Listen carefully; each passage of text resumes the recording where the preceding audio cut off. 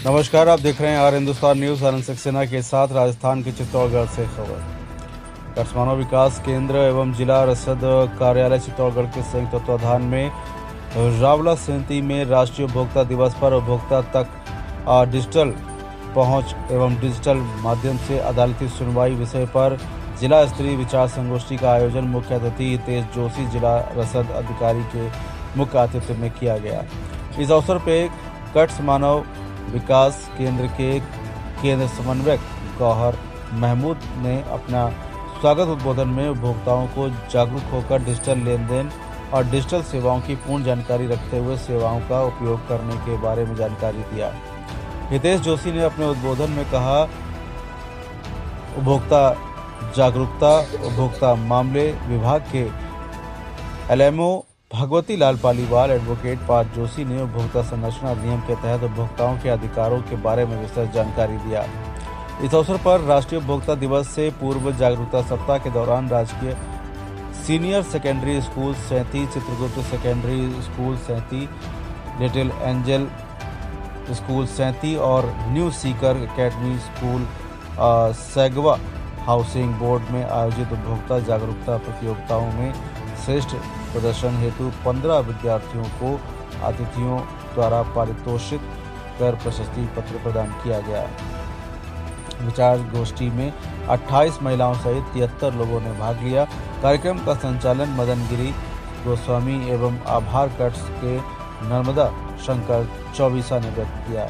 फिलहाल आप सुरक्षित रहिए, जुड़े रहिए आर हिंदुस्तान से। नमस्कार। सारे जो आंदोलन शुरू हुए उसमें कट्स के जो प्रदीप सिंह मेहता हैं, उन्होंने भी इस आंदोलन में पूरे सक्रिय रूप से भाग लिया और पूरा उपभोक्ताओं के अधिकारों के लिए, उनके कल्याण के लिए जगह जगह उन्होंने बैठकें करी और जो अधिनियम आया 1986 उसकी पैरवी के लिए लगातार सरकार के साथ समन्वय बनाते हुए उन्होंने प्रयास किया कि इस कानून को पास हो, क्योंकि इस कानून के अंदर जो उपभोक्ता थे उनके कल्याण के लिए और उनके उपभोक्ताओं के अधिकारों के लिए और उनकी जिम्मेदारियों को निर्वहन करने के लिए उन्होंने लगातार पूरा प्रयास करते रहा और पूरे जगह जगह उन्होंने बैठकें करी सरकार के साथ मिलके, हमारे जो जनप्रतिनिधि पार्लियामेंट्री हमारे एमएलए उनके साथ, और ये प्रयास रहा कि ये जो बिल है वो पास हो जाए। तो वो शुभ दिन आया और 24 दिसंबर 1986 में ये बिल जो है राष्ट्रीय सुरक्षा अधिनियम जो है वो पास हो गया और उसी से ये जो दिवस है पूरे भारत में मनाया जाता है और जो कट्स है वो भारत के बाहर भी विभिन्न उपभोक्ताओं के कल्याण के लिए काम कर रहा है। तो ये इस तरीके से जो है वो एक शुरुआत हुई कि अब हमारे ये जिम्मेदारी है कि हम अपने जो अधिकार हैं, जो 6 अधिकार हैं, उनके बारे में जानें और हमारे जो अधिकार के साथ साथ जो हमारे कर्तव्य हैं वो उसको भी हमें बहुत जानना जरूरी है, क्योंकि हमें जो अपने कर्तव्य हैं हमारे, जैसे हम लोग जो है जागरूक रहे, हम स्वतंत्र रूप से किसी भी कोई चीज खरीद रहे हैं, सेवाएं ले रहे हैं, उसके बारे में हमारी जिम्मेदारी है, हमारे बोलने की जिम्मेदारी है। अगर हम कहीं ठगी के शिकार हुए हैं तो उसको हम शिकायत करें और नैतिक उपभोक्ता होने के नाते हम अपनी जो आवाज है उसको बुलंद रखें, जिससे कि एक अच्छा व्यवस्था जो है वो बन सके, हमारे जो उपभोक्ता हैं वो लगातार जागरूक रहें। ये तभी संभव है। मैं एक छोटा सा जब विश्व के विकसित देशों के अंदर ये उपभोक्ता कानून बन रहे थे, लोग आंदोलन कर रहे थे। आंदोलन करने के बाद एक लंबा संघर्ष करने के बाद ये वहां पर कानून बने, लेकिन भारत के अंदर जो इसकी शुरुआत हुई है वो 1986 के आसपास हुई है।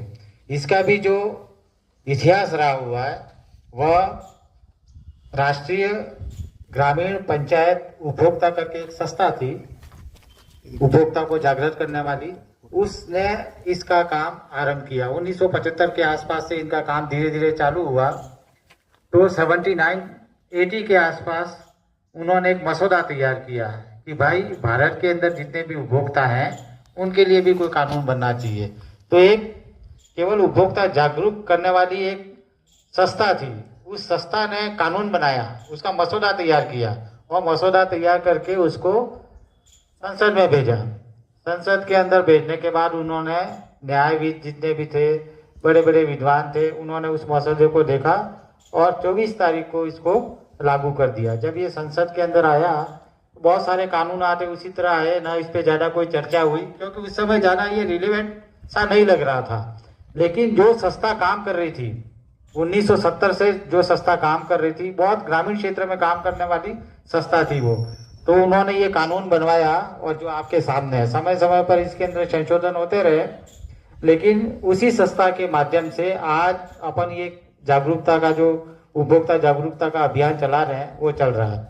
ये जो कानून बना, उस समय कानून बनाने में आप देखो कि संरक्षण कानून है। ये जितने भी कानून बनते हैं वो संरक्षण कानून नहीं होते हैं, सीधे ही होते हैं कि भाई आपने ये काम किया तो आपको ये दंड मिलेगा।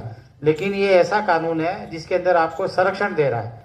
सामने आपको गतिविधि, आपके विरुद्ध कोई कार्रवाई होती है, आपके विरुद्ध कोई गलत काम होता है, तो उसको संरक्षण दे रही है ये।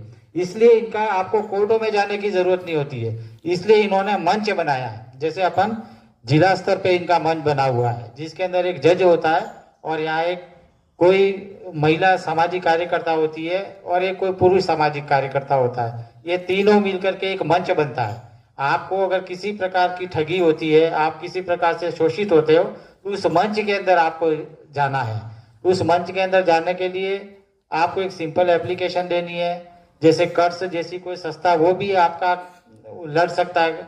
उसके अलावा कोई अधिकारी है जैसे रसद कार्यालय के, वो भी लड़ सकते हैं, या कोई जागरूक उपभोक्ता कार्यकर्ता है वो भी आपका अधिकार के लिए लड़ सकता है। उसके लिए आपको बड़े बड़े वकील करने की जरूरत नहीं होती है। एक सिंपल एप्लीकेशन पे आपका वाद दायर हो जाता है उसके अंदर, ताकि ये कानून इसलिए बना कि आम लोग उससे जुड़ सके।